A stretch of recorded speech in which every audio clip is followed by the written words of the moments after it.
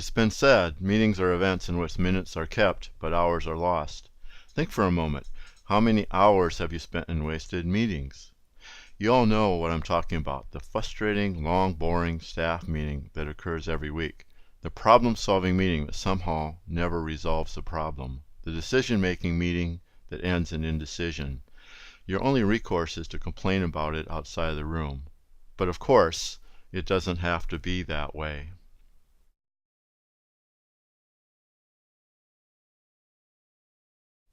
To fix many of the problems mentioned, it's important to master two sets of communication roles, task roles and relationship roles, to be able to deal with the dysfunctional, self-oriented roles you see when suffering through a bad meeting. By understanding the self-oriented roles, you can diagnose what's going wrong, and by playing the relationship roles, you can get the group moving forward instead of seeing them stuck. There are 10 of these roles. They are concerned with problem solving, with completing the task, and getting the jobs done. These are important if you want to be a boss, but if you want to be a great leader or facilitator, it's also important to understand the relationship roles.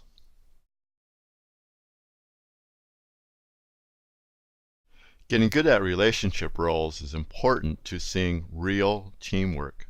But these are tough roles to play. They require a great deal of skill. To cite one example, great leaders must at times play the mediator role to prevent destructive conflict. If this is all you had to learn, group productivity would be easier, but it's not.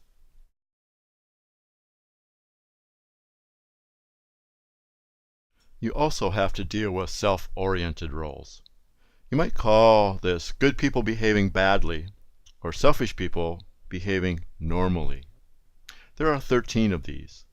Some of these are extremely difficult to handle since they are traits of personality. Others, just bad behavior. When overplayed, groups lock up. Nothing happens, and you walk out feeling frustrated. Besides understanding the roles, we also ask that you apply what you know. In the short course format, you have exercises and assignments that allow you to take the theory into the real world. Here are 2 steps in the application sequence. It's not rocket science, but one does have to spend a little bit of time memorizing these roles.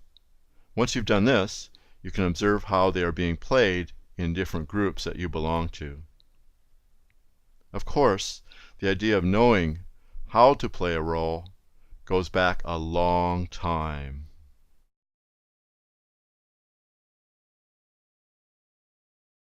No less a person than William Shakespeare, in his play As You Like It, commented on the fact that all people play roles. One of his more famous lines went like this: "All the world's a stage, and all the men and women merely players. They have their exits and their entrances, and one man in his time plays many parts." Every day you play roles, both formal and informal, major and minor, task and relationships. And the more roles that you can play, the more likely it is that you will say the right thing at the right time. While few of us are actors or actresses in movies and theater, we can be stars or bit players on the stage of business and government. Unfortunately, a large number of us aren't that role flexible, and we are typecast into a small set of roles that don't always work in all situations. It's like we are a chameleon walking around in a multicolored garden. We really don't blend in. I hope you take the time to explore whether this class is right for you. If you want to connect with us, you can choose between a number of different channels. We use Twitter to share current thought on leadership and its development. The Facebook page shares information from the learning site on short courses and full classes. Often, we run special promotions. And finally, we have 2 free newsletters, one on leadership development and the other on transformational leadership. I'm Ray Johansson. Thank you for listening, and I hope you find this helpful.